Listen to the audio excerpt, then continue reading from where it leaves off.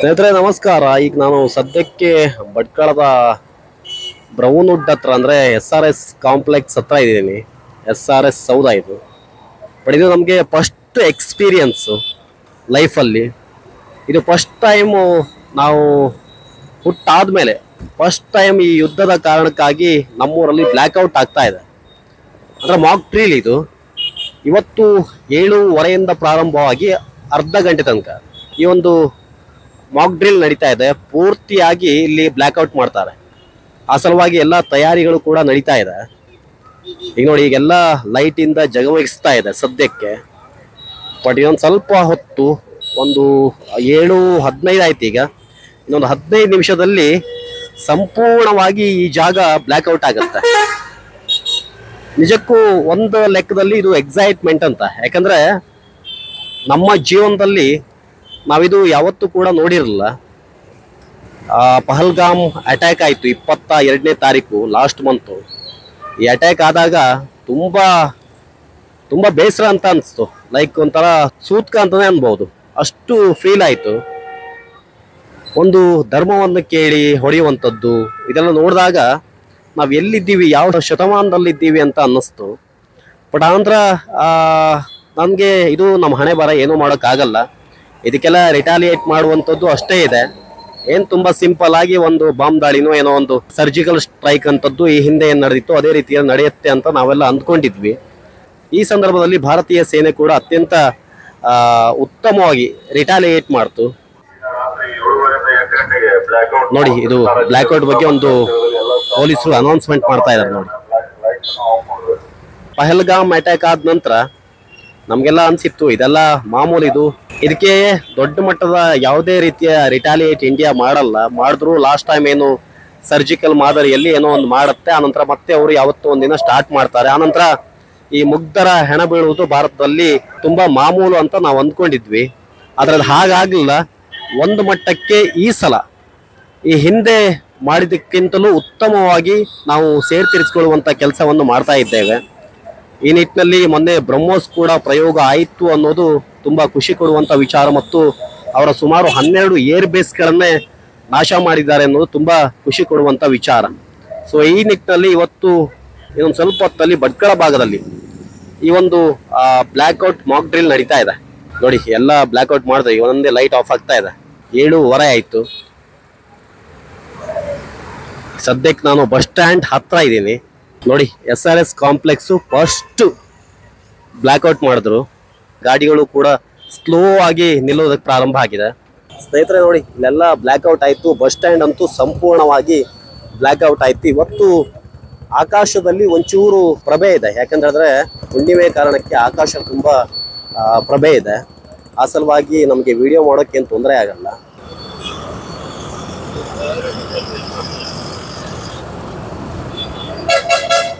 Bus stand ಅಂತೂ ಸಂಪೂರ್ಣವಾಗಿ blackout ಆಗಿದೆ. ಒಂದು ವಿಶೇಷ ಅಂತಂದರೆ, ಬಸ್ ಸ್ಟ್ಯಾಂಡಲ್ಲಿ ಸಾಮಾನ್ಯವಾಗಿ ಇಷ್ಟೊತ್ತಾದಮೇಲೆ ಲೈಟ್ ಇರೋದೇ ಸ್ವಲ್ಪ ಕಮ್ಮಿ ಆಗಿತ್ತು. ಇವತ್ತು ಸಂಪೂರ್ಣವಾಗಿ ಬ್ಲ್ಯಾಕ್ಔಟ್ ಆಗಿದೆ. ಆ್ಯಂಡ್ ಎಲ್ಲ ಗಾಡಿಗಳು ಅಲ್ಲಲ್ಲೇ ನಿಲ್ಬೇಕಂತ ಇದೆ ಅಂತ ಅಂದ್ಕೊಂಡಿದ್ವಿ. ಗಾಡಿಗಳೆಲ್ಲ ಅದ್ರ ಪಾಡಿಗೆ ಅದು ಹೋಗ್ತಾ ಇದೆ. ಹೊರಗಡೆ ಅಂತೂ ಸಂಪೂರ್ಣವಾಗಿ ಎಲ್ಲರೂ ಲೈಟ್ ಆಫ್ ಮಾಡಿದ್ದಾರೆ. ಬಟ್ ಒಳಗಡೆ ಒಂದಷ್ಟು ಶಾಪ್ಗಳು ಲೈಟ್ ಇದೆ.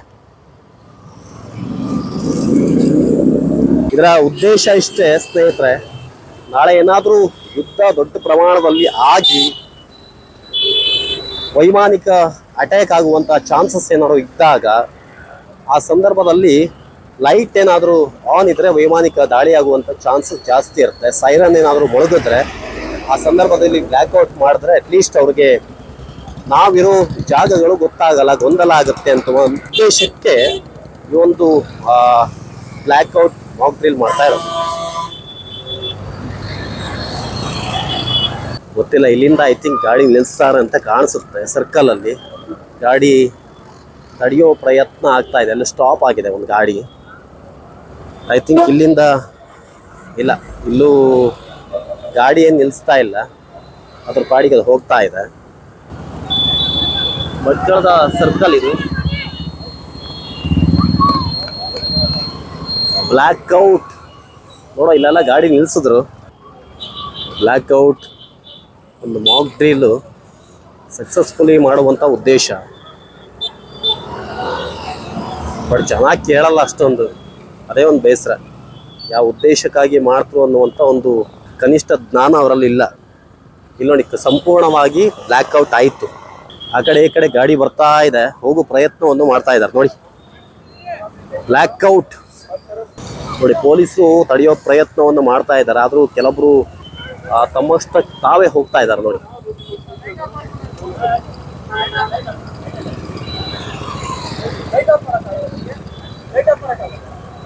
ನೋಡಿ, ಯಾರು ಹೇಳೋದು ಮಾತು ಕೇಳ್ತಾ ಇಲ್ಲ.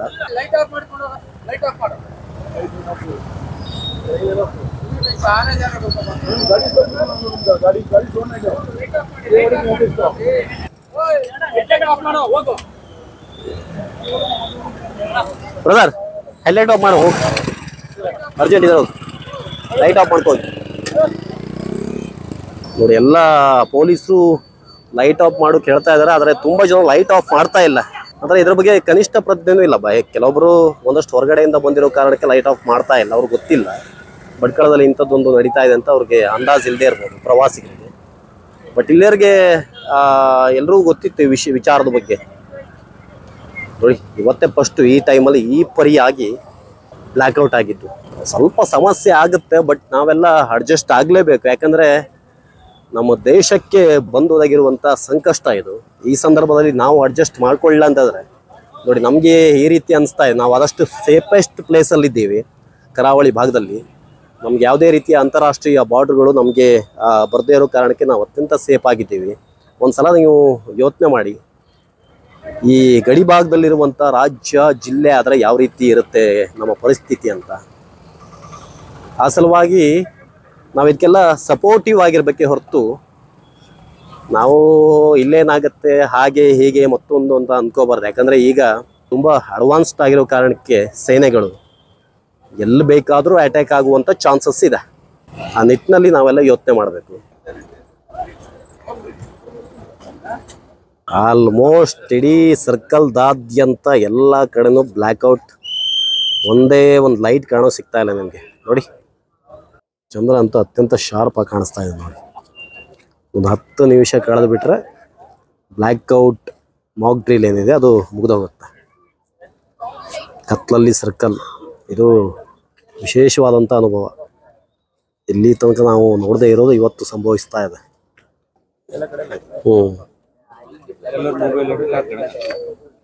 ಸ್ನೇಹಿತರೆ, ಕರೆಕ್ಟಾಗಿ 7:57 ಆಗಿದೆ. ಇನ್ನೊಂದು 3 ನಿಮಿಷ ಎಲ್ಲ ಲೈಟ್ ಆನ್ ಆಗುತ್ತೆ. ಇನ್ನು 1 ನಿಮಿಷ ಇರ್ಬೋದು. 1 ನಿಮಿಷದಲ್ಲಿ ಈಗ ಎಲ್ಲ ಲೈಟ್ ಆನ್ ಆಗುತ್ತೆ ನೋಡಿ. ಆಗ ಗೊತ್ತಾಗುತ್ತೆ ದೃಶ್ಯ ಹೇಗಿದೆ ಅಂತ.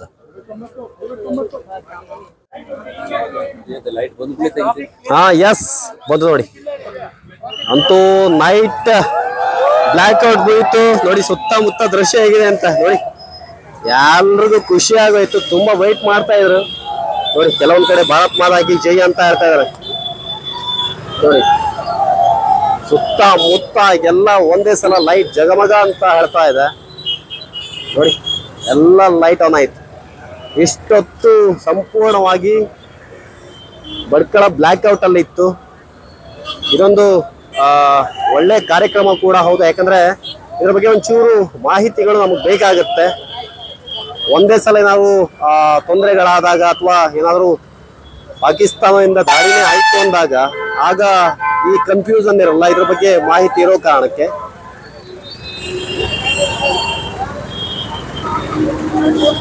ಎಲ್ಲ 3 ಕಡೆ ತೋರಿಸ್ತೀವಿ ನೋಡಿ. ನಾವು ಸರ್ಕಲ್ ಮೇಲ್ಗಡೆ ಇಟ್ಕೊಂಡಿದ್ದೀವಿ. ಸರ್ಕಲ್ ಮೇಲ್ಗಡೆ ಇರ್ತೀವಿ. ಪೊಲೀಸರು ಕೂಡ ಈ ಟ್ರಾಫಿಕ್ ಅನ್ನ ಕ್ಲಿಯರ್ ಮಾಡುವತ್ತ ಗಮನ ಹರಿಸ್ತಾ ಇದ್ದಾರೆ. ಈಗ ಈ ಟ್ರಾಫಿಕ್ ಕ್ಲಿಯರ್ ಆಗೋಕೆ ಏನಿಲ್ಲ ಅಂತಂದ್ರೆ ಒಂದು ಅರ್ಧ ಗಂಟೆ ಅಥವಾ 1 ಗಂಟೆ ಬೇಕೇ ಬೇಕು. ಸ್ನೇಹಿತರೆ, ಈ ಕ್ಷಣಕ್ಕೆ ಅಂದ್ರೆ 7:30ರಿಂದ ಪ್ರಾರಂಭವಾಗಿ 8 ಗಂಟೆ ತನಕ ಭಟ್ಕಳದಾದ್ಯಂತ ಬ್ಲ್ಯಾಕ್ಔಟ್ ಆಯಿತು. ಮತ್ತು ಈಗಷ್ಟೇ ಈ ಒಂದು ಬ್ಲ್ಯಾಕ್ಔಟ್ ಮುಕ್ತಾಯ ಆಗಿದೆ. ಈಗ ಎಲ್ಲ ಗಾಡಿಗಳು ಮೂವ್ಮೆಂಟ್ ಆಗ್ತಾ ಇದೆ. ಈ ಒಂದು ಟ್ರಾಫಿಕ್ ಸಮಸ್ಯೆ ಮುಗಿಯೋಕೆ ಏನಿಲ್ಲ ಅಂತ ಹೇಳಿದ್ರು ಇನ್ನು ಒಂದು ಅರ್ಧ ಗಂಟೆ ಬೇಕಾಗಬಹುದು. ಒಂದು ಹೊಸ ಎಕ್ಸ್ಪೀರಿಯನ್ಸ್ ಆ ಸಲುವಾಗಿ ಇದನ್ನ ನಿಮ್ ಜೊತೆ ಶೇರ್ ಮಾಡ್ಕೋತಾ ಇದ್ದೀನಿ. ಸ್ನೇಹಿತರೆ, ಇವತ್ತಿನ ಈ ಒಂದು ವಿಡಿಯೋ ನಿಮ್ಗೆ ಇಷ್ಟ ಆಗಿದ್ದಲ್ಲಿ ಲೈಕ್ ಮಾಡಿ, ಶೇರ್ ಮಾಡಿ, ಹಾಗೆ ಕಮೆಂಟ್ ಮಾಡಿ. ಜೊತೆ ನಮ್ಮ ಚಾನಲ್ ಅನ್ನ ಸಬ್ಸ್ಕ್ರೈಬ್ ಮಾಡೋದನ್ನು ಕೂಡ ಮರಿಬೇಡಿ ಅಂತ ಹೇಳ್ತಾ ಧನ್ಯವಾದಗಳು.